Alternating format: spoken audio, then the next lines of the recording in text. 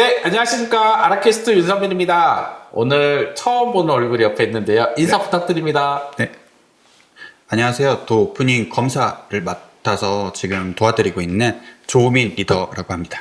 네, 요즘 우리 더 오프닝 검사에서 원장님들이 개원할 때 수탁업체도 이제 선정을 하셔야 되는데 네. 우리 조호민 리더님께서 이제 수탁업체 5-6개 견적 받아서 최저로 선정할 수 있게 좀 도움을 드리고 있습니다. 네네. 무지 바쁘십니다. 네. 그게 사실은 저희도 돈 벌려고 하는 게 아니라 이제 저희도 이제 아라를 알리고 이런 좋은 프로그램들을 개원하실 때 좀 도움이 되고자 저희가 서비스를 그냥 해드리는 부분이니까요. 사실 아라 메디컬이랑 이렇게 연이 없으셔도 이 아라 메디컬로 그냥 연락을 주시면 이 부분은 저희가 그냥 무상으로 저희가 서비스를 해드리는 부분이니까 적극 활용하시면 될 것 같아요. 네, 저희가 상반기까지는 저희가 무상으로 전부 견적 서비스를 해드리고 있고요. 다행히 이제 대형 수탁업체들뿐만 아니라 이제 함께하는 수탁업체들이 여기다 같이 서로 협의가 잘 돼서 저희가 더 좋은 서비스로 더 좋은 혜택으로 원장님들이 좀 수탁 세팅을 할 수 있게 저희가 도움을 드릴 수 있게 되었습니다. 그리고 그뿐만 아니라 이제 병원들 원장님들이 최근에도 저희 친한 내과 원장님이 저한테 질문을 주셨었는데 사실 병원들 요즘 좀 이제 이슈도 있고 이쪽에 그래서 좀 걱정이 많이 있는 것 같아요. 네네. 이제 특히 여기는 내과였는데 임상병리사를 사서 검사를 늘려야 되나 네. 아니면은 기존에 계속 외부 수탁을 주면서 채소를 해야 되나 네네. 이거에 대해서 저한테 이렇게 장문에 문의를 주셨는데 네. 또 이런 이슈들이 많이 있잖아요. 네. 그럴 때 어떤 기준으로 좀 선택할 수가 있을까요? 일단은 검진이 됐든 아니면 병리사에서 일반 원내 검사를 했던 간에 병리사만 검사를 사실 할 수 있습니다. 이제 대부분 요새는 뭐 공단의 어떤 감독이나 이런 것들도 이제 전처럼 뭐 구멍이 있거나 이렇지 않고요. 문제가 생기면 영업정지가 되는 경우도 많아요. 그래서 병리사가 휴가 갔을 때나 뭐 이럴 때는 병리사로 운영을 하시다가 그런 갭이 생기면 외주 수탁으로 보내시고 좀 이런 경우가 필요할 것 같습니다. 보니까 요즘 사실 뭐 이제 내부 고발도 문제가 많이 되잖아요. 맞아요. 네, 사실 원장님들이 뭐 편하게 생각했다가 그래서 그런 부분은 사실 요즘 많이 이슈가 되고 있으니 좀 조심해서 하시는 게 네. 좋을 것 같아요. 요새는 정말 법대로 하시는 게 맞아요. 그리고 내부에서 세팅하는 거나 뭐 네. 국가 검진을 수탁 주는 거나 했을 때 네. 병원에 이제 그 이익과 관련돼서는 어떤 게 좀 유리할까요? 정확하게 산술적으로 말씀을 드리면요. 지금 이제 위탁 관료가 폐지되기 때문에 이제 의미가 없어져 버렸는데, 현재 기준까지는 위탁 관리료 10%를 이제 산정받고 있었습니다. 근데 이제 그게 원내로 검사를 하게 되면 그게 원래는 15%를 할증받게 돼 있어서 수탁과 원내 검사의 그 차이가 약 5% 정도, 4-5% 정도 차이가 나게 됩니다.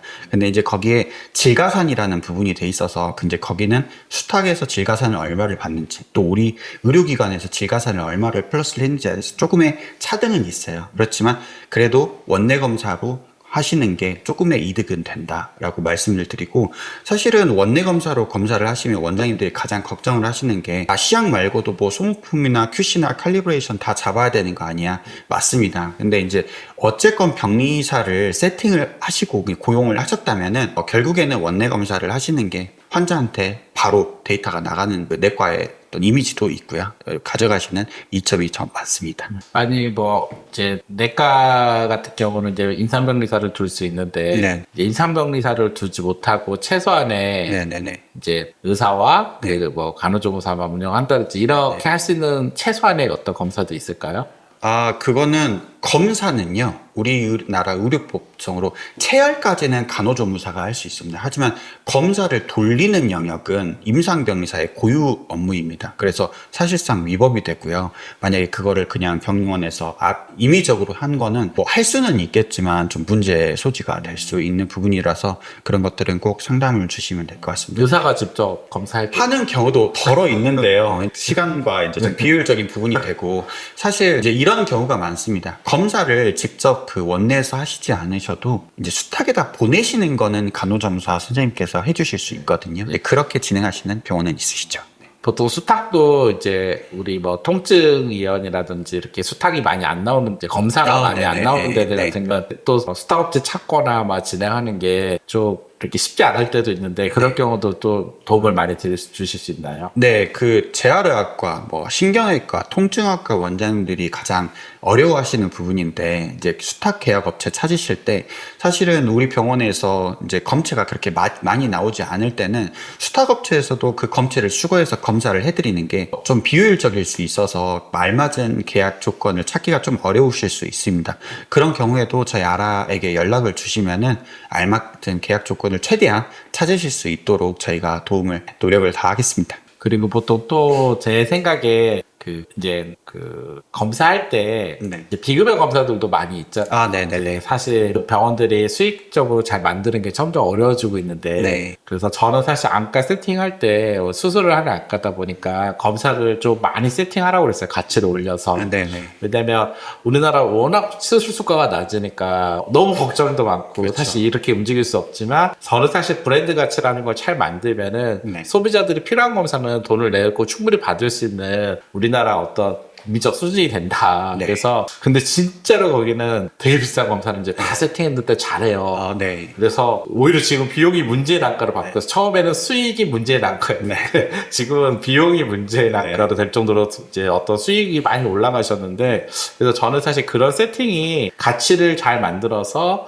철저하게 제대로 검사하는 건 중요하다고 생각을 하는데 그런 부분에 대한 이제 좀 자문이나 컨설팅도 해줄 수 있을까요? 네, 물론 가능합니다. 가장 그 원장님들이 내가 비급여나 뭐 이런 수가에 대한 부분들을 우리 병원에서 어떻게 책정해야 될까라는 부분이 조금 고민이 많으실 거예요. 그것들은 대부분 사실 좀 지역적인 색깔과 조금 많이 맞닿아 있습니다. 예를 들어서 굉장히 지역색이 강한 병원들이나 뭐 네트워크가 이렇게 활발한 곳은 조금만 검사 단가나 병원의 진료 수가가 좀 올라도 거기서 뭐 카페나 이런 곳에서 좀 문제가 되는 경우가 덜어 있어요. 하지만 뭐 생활 수준이 좀 높고 좀 이렇게 급여 소득이 좀 높은 공간의 구역 안의 병원에서는 그런 것들이 전혀 문제가 되지 않고 오히려 검사 단가가 낮으면 의아하게 생각하는 환자분들도 또 계시거든요. 이제 그런 것들은 이제 어쨌건 입지 분석과 아라에서 많은 데이터를 갖고 있으니까 다른 병원 옆에서 얼마에 하는 것도 분명히 비교할 수 있는 데이터가 될 수 있을 것 같고요. 그런 것들도 같이 연락 주시면 될 것 같습니다. 결국 치료라는 게 소비자들이 제가 매번 말씀드리지만 이제 이 가치를 느끼는 게 정말 내가 소비자들 가격이라는 게 이 밸류를 내가 느끼면 돈을 낼 수 있는 거거든요. 네, 그래서 저희가 브랜딩 세팅할 때도 충분히 소비자가 돈을 내고 낼 수 있는 거를 잘 만드는 거라고 하는데 가끔 이제 원장님들이 착각을 하는 것 같아요. 이제 돈을 적게 받는 게 저는 무조건 좋은 의료는 아니거든요. 네. 그래서 요즘 우리나라 국민 수준이 그렇지가 않기 때문에 많이 올라갔죠. 저는 사실 대신 이제 검사를 원장님들이 제대로 알고 제대로 받게 하고 제대로 이거와 치료와 연결되는 어떤 프로토콜이 저는 정확하게 수립돼 있지 않으면 소비자가 컴플레인이 나온다고 생각을 해요. 네. 그래서 그거를 잘 만드는 게 가장 중요한 문제인 것 같아요. 네, 그게 결과적으로 병원에 이제 왔을 때 어떤 브랜딩으로 돼 있는 병원에 이제 본인이 어떤 느낌을 가지느냐. 그러니까 결과적으로 내가 어떤 검사 치료를 받고 어떤 페이를 하느냐가 이어진다고 생각을 하거든요. 그래서 그런 것들이 다 한 이야기인 것 같습니다. 네, 제가 한 예로 지방에 갔는데 병원이 난리가 난 거예요. 왜 난리가 났냐면은 감기인데 엑스레이를 찍게 했다고 난리가 나서 네. 막 싸우고 있더라고요. 네. 그래서 그렇게 왜 당신은 뭐 돈 벌려고 한장했냐 뭐 이러더라고요. 네. 너무 놀란 거예요. 네, 네. 왜냐면 제가 지금 잘 가고 있는 내과가 있는데 거기는 매우 유명한 교수님이 내과를 하고 그래서 줄이 막 어마어마하게 긴 내과인데 네. 거기는 모든 사람들 엑스레이를 찍어요. 네. 감기를요. 왜냐면 검사에 이게 필수로 들어가야 되는 거예요. 네. 폐 베이스에서. 그러니까 이거에 대해서 거기 오는 환자들은 다 당위성의 이유를 알고 있어요. 왜 찍는지를. 네. 그러니까 이게 소비자들이 잘못 이해하면은 맞습니다. 돈 때문에 이거 검사하는 거야? 이렇게 인식하는 거와 네, 네. 내가 검사를 보다 정확하게 해서 이건 무조건 찍는 거에 프로세스가 돼 있으면 소비자들이 오히려 왜 안 찍으세요? 그렇죠. 네.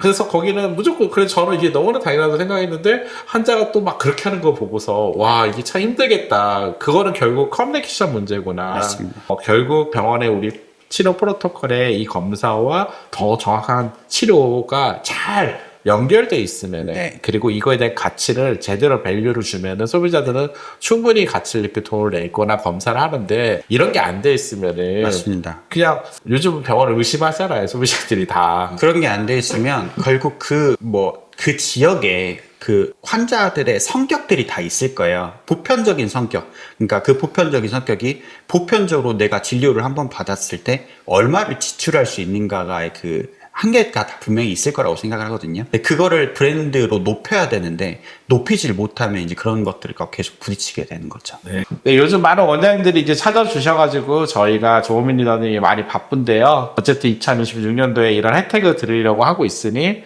원장님들이 편안하게 연락 주시면은 스케줄대로 맞춰가지고요. 최대한 빨리 그런 혜택을 받을 수 있게 컨설팅 자문을 해드리도록 하겠습니다.